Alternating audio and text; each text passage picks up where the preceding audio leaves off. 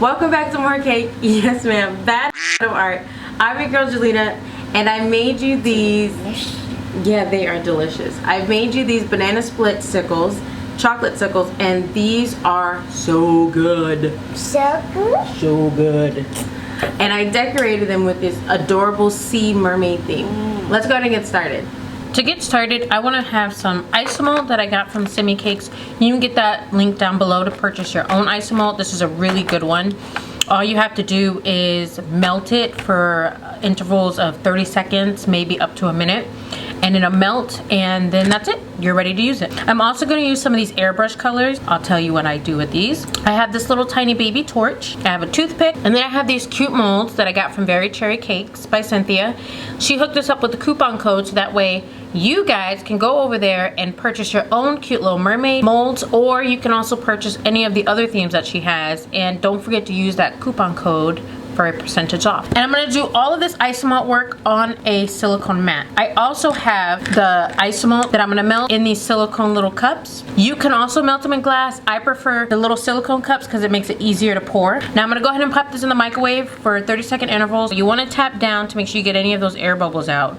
And go ahead and pour a little in your mold. Just a little bit. And then using my airbrush color, I'm gonna use the orange. And I like airbrush color because it's much thinner. I'm just gonna put a little bit of a very small amount in here. And you have to be quick because it'll start to seize up the isomalt. And then now fill the rest of my mold up. I like putting airbrush color in it because it gives us like iridescent look where you can see through it, and it's very majestic looking. And then you can just swirl it around. Again, you have to be quick. Now I'm going to let this sit off to the side till it gets nice and hard, and then I can pop it out. When you're ready to pop them out, just bend it, just pull it out. Now I got some color in here, but that's fine. That'll all dry up later. But you see how it's not as shiny? It's not as shiny. So what you want to do is just to give it a little bit of shine so it doesn't look so matted. Take your little blowtorch and you just scorch it just very softly. Not a lot because it'll start to melt it. And boom. Now I've made it a little more shiny. We'll put this off to the side. Now isn't that pretty? Look how pretty that is, how that orange is all through there. Very beautiful. Alright, so I'm going to do some more.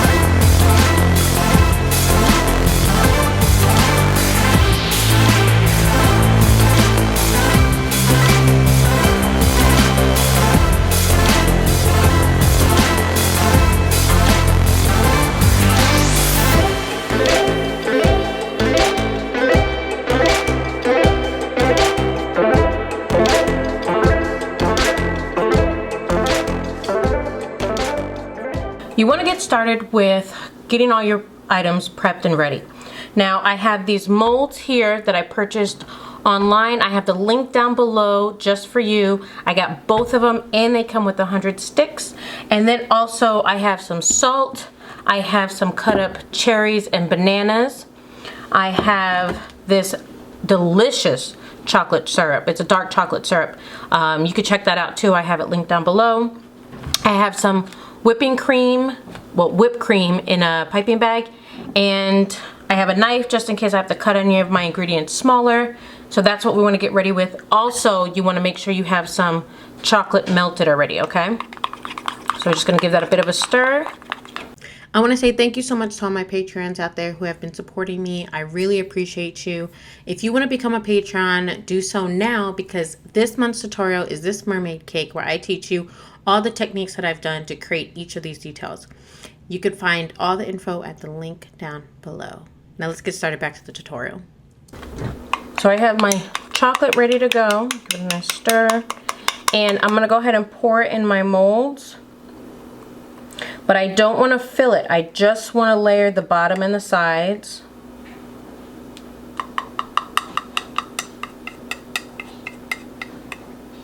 Alright, so I've filled the bottom up. And now I want to just bring that chocolate over to the sides.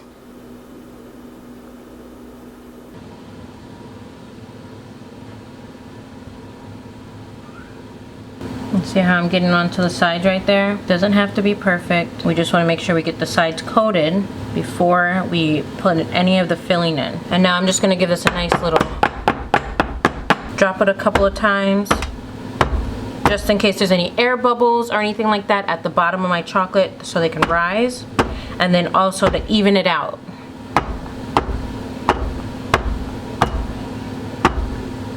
Okay. Go back up on my sides again. So what I'm going to do is I'm going to go ahead and stick this one in the fridge, or you can stick it in the freezer, whatever you choose to do. Stick this in the fridge, but beforehand I want to stick my sticks in it. So there's a little slot here with the little hole down at the bottom that we're going to stick the stick in, and you just follow that slot. And if you don't know how far you should stick it in, you want to go all the way to the length of the slot, okay? Same thing with this one. You just want to keep doing that, because now that we've put the chocolate, we don't want it to seize up and then we don't have any way to put the stick in. Perfect. Now I'm going to go ahead and stick this in the fridge, and then I'm going to melt some more chocolate to do this one.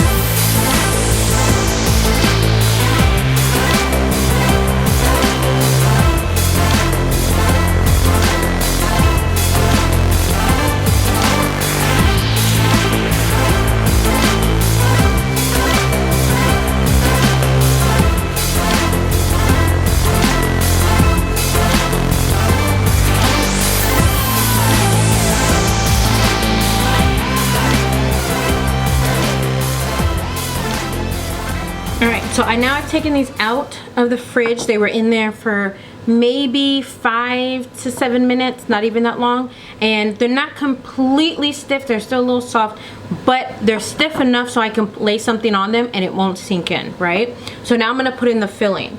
I wanna go ahead and put in my chocolate syrup, okay?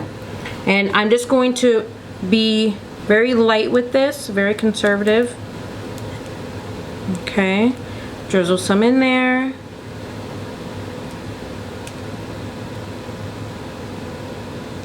And now let's put in our bananas. Leave those in. And cherries at the same time. You want to make sure that your fruit isn't laying along the sides here. We want to make sure it's just kind of in the center, because you need to fill that part in with the melting chocolate. And now the whipped cream. Just gonna put a little bit on there too. Dab this down because I want the whipped cream not to be at the top, because if it's at the top, what's gonna happen is when we go to put the melting chocolate in, it'll be showing. I'm just gonna mush that down. I'm gonna put some more chocolate to top it off. Again, very conservative. Before we put this in the fridge, we're gonna go ahead and sprinkle it with some salt. And what the salt is gonna do is just cut back some of that sweetness, because the white chocolate is what is really sweet. So this will help it out a little bit. And you just want a little bit in there, not a lot. And now let's go pop this in the fridge for 10 minutes.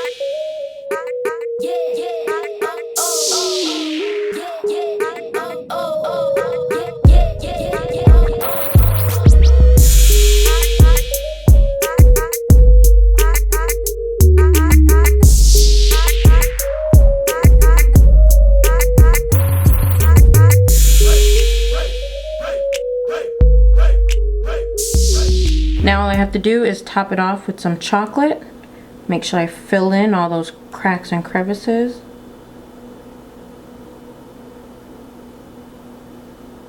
If you need to scrape off some, you can go ahead just to make it nice and smooth for the back area.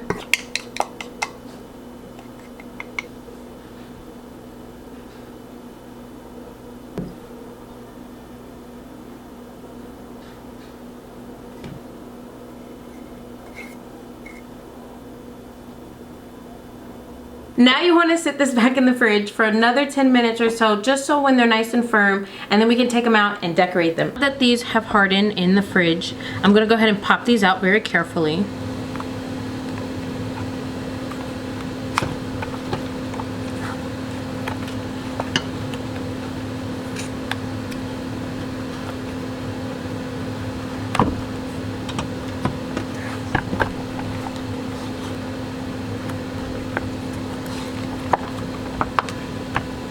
To clean up any of the edges, just go ahead and rub this up against a warm pan, just like so, and then it will begin to melt off. Now we're gonna go ahead and start decorating. Now we're gonna decorate. So what I have different color sprinkles here. The theme for these white ones will be an orange, yellow, citrusy, fun, summery vibe. And then I also have my little isomalt mermaid tails and such. So let's just start putting stuff on.